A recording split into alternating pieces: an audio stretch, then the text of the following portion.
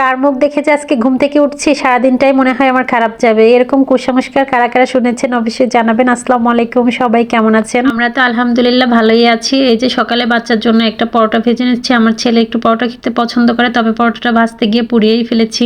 এই যে পরোটা পোড়া দিয়ে আজকে দিনটা শুরু হলো। আর রেস্টুরেন্টে গিয়ে যে আজকে 4টা রেস্টুরেন্ট চেঞ্জ করছি, কি যে হয়েছে আল্লাহ জানে। এই তো পরোটাটা ওকে ভেজে ওকে দিয়ে দিব। তারপরে গতকাল রাতের অনেকগুলো ভাত রয়ে গিয়েছে, সেই ভাতগুলো একটু ডিম দিয়ে ভেজে ফ্রাইড রাইস করে খাবো আর কি। এই যে গরিবের ফ্রাইড রাইস। গত রাতে দুজনই আমরা ভাত খাইনি, শুধু বাচ্চাদেরকেই খাইয়েছিলাম। আমি কিন্তু গ্রাম থেকে চাল নিয়ে এসে সেই চাল দিয়ে ভাত রান্না করে খাই। অনেকে আবার দেখে বলবে যে এত বড় বড় ভাত। আসলে গ্রামের চালগুলো খেতে আমার অনেক বেশি ভালো লাগে। আমাদের খেতে যে ধানগুলো হয় ওইটার থেকে আমার শাশুড়ি আমার মা এগুলো চাল বানিয়ে দেয়।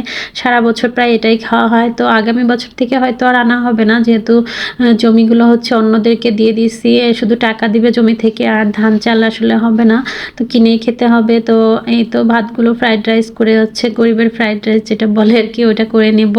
তো ভাতকে এভাবে ভেজে আমার কাছে খুবই ভালো লাগে। সাথে একটু ঘি দিয়ে দিলে ফ্লেভারটা অনেক বেশি ভালো আসে। একটু ধনিয়া পাতা থাকলে দিলে আরও বেশি মজার হয়।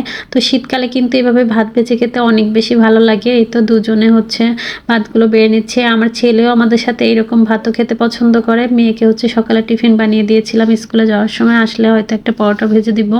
এই তো আপনাদের ভাইয়াও রেডি হয়ে নিচ্ছে, এখন চলে যাবে অফিসে। আজকে বাইরে প্রচন্ড রোদ উঠছে, এত রোদের তাপ। বললাম যে তুমি নিয়ে আসো, আমি আর আজকে যাবো না। বাবুকে নিয়ে বললো যে না আমার কাজ আছে, আমি যাবো না, তোমরাই যাও।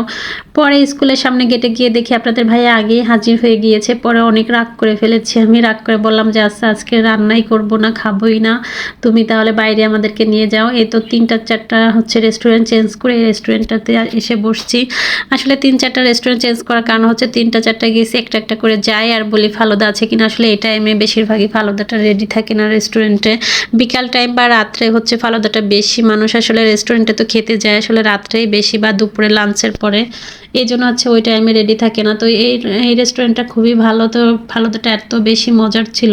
তো আমরা 2টা ফালুদা নিয়েছিলাম, যে বাচ্চারা তো অত খেতে পারবে না, তো আমাদের থেকেই খাইয়ে দিব। তো বাচ্চারা খুব পছন্দ করেছে, তো আরও একটা পার্সেল নিয়ে আসছি। তো এই তো একটা ভিডিও করছিলাম, মামনিকে বললাম একটু ভিডিও করে দেওয়ার জন্য। আপনাদের ভাইয়া তো ভিডিওর কিছুই বুঝতেছিল না যে কি ভিডিও করব। সে আমার সাথে ভিডিও বানাতে খুব একটা পছন্দ না, আর কমফোর্ট ফুল করে না। আসলে সবাই তো আসলে ওই যে ব্লগ ভিডিও আকারে যেগুলো করে এগুলো তো সে পছন্দ করে না। আর আমিও চাই না তাকে নিয়ে এভাবে ভিডিও বানাতে। জাস্ট একটু ফাজলাম করতেছিলাম, যেভাবে অনেকেই ভিডিও বানায় তো আমরাও একটা বানাই, এই আর কি। তো আর ভিডিও সেরকম করে বানাতে পারিনি। এই তো এখন বাসায় চলে যাব। বাসায় চলে আসার আগে একটু বাজার করেও নিয়ে আসছিলাম। এই তারপরে বাসায় এসে আগে ঘরটা ক্লিন করে নিলাম। ঘরটা ক্লিন করে ভাবলাম যে আগে ঠান্ডা ঠান্ডা আর একটু ফালুদা খেয়ে নেই। আর বাচ্চাদের খুব পছন্দ হয়েছিল দেখে আর ওর বাবা বললো আর একটা নিয়ে যাও, নিয়ে ওদেরকে খাইও। অনেক বেশি মজার ছিল ফালুদাটা। এই তো ওদেরকে দিয়ে আমিও একটু খেয়ে নিব। তারপরে রান্না বসিয়েছিলাম, শুধু ভর্তা ভাত রান্না করেছি ঝটপট, যেহেতু 1টা বেজে গেছে। আপনাদের ভাইয়াও খেতে চলে আসবে। আলু ভর্তা, ডাল ভর্তা, ডিম ভর্তা করেছিলাম। তো বাচ্চাদেরকে আগে খাইয়ে দিচ্ছিলাম। খুবই মজার, এত মজা লেগেছে ডাল ভর্তাটা, খুবই ভালো লেগেছে। তো ভিডিওটা আজকের মতো এই পর্যন্ত। সবার কাছে কেমন লেগেছে অবশ্যই জানাবেন। সবাই অনেক বেশি ভালো থাকবেন, আমাদের জন্য দোয়া করবেন। আজকের মতো আল্লাহ হাফেজ।